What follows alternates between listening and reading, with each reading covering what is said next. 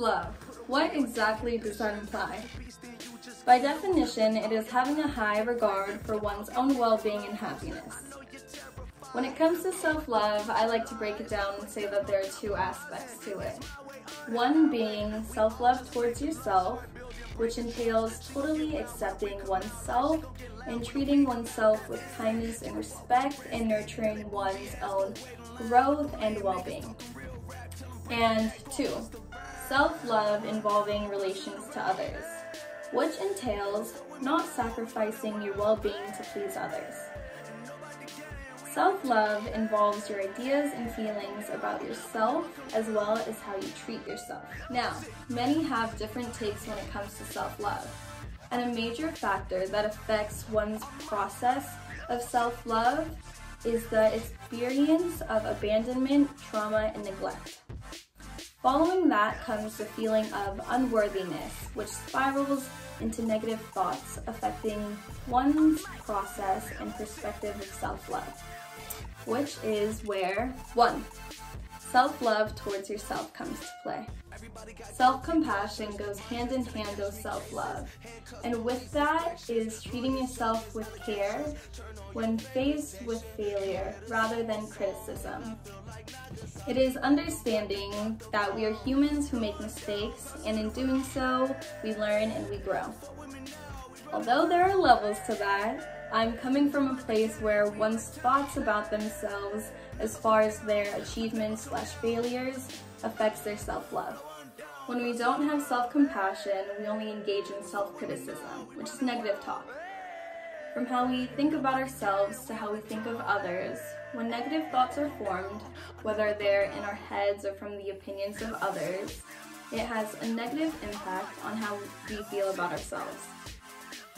Low self-esteem that is unrestricted can lead to mental health difficulties such as anxiety and depression. When our self-esteem is poor, we are more likely to engage in self-destructive activities such as drug use, alcoholism, and eating disorders. Now, that was the first aspect of self-love. Now on to the second. Self-love in relations to others.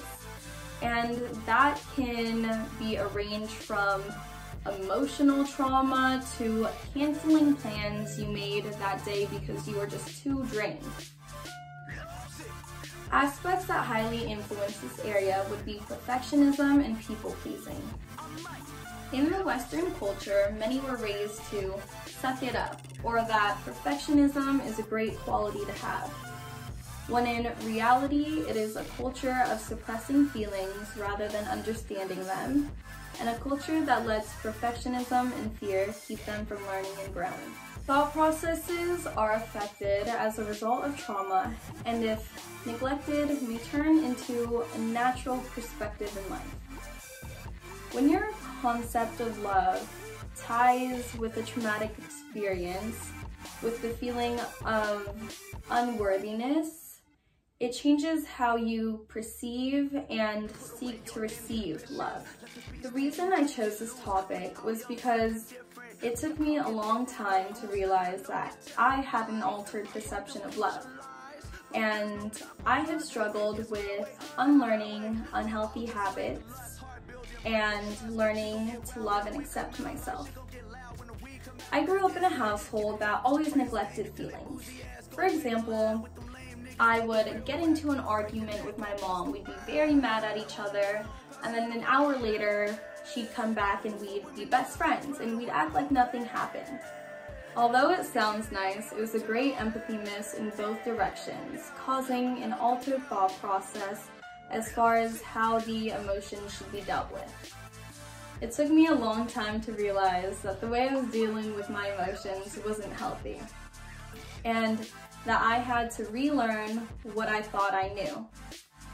So I thought I knew how to deal with my emotions, but I was only dealing with them in the perspective of the altered thought process and not with healthy habits. I realized that I had to learn how to lean into vulnerability and feel the feelings that I would suppress when neglecting a difficult situation, and then proceeding with healthy communication. Self-love comes in all different forms. My one tip to you is to be open and find excitement in what you don't know about yourself and what you have yet to find out about yourself. Thank you guys.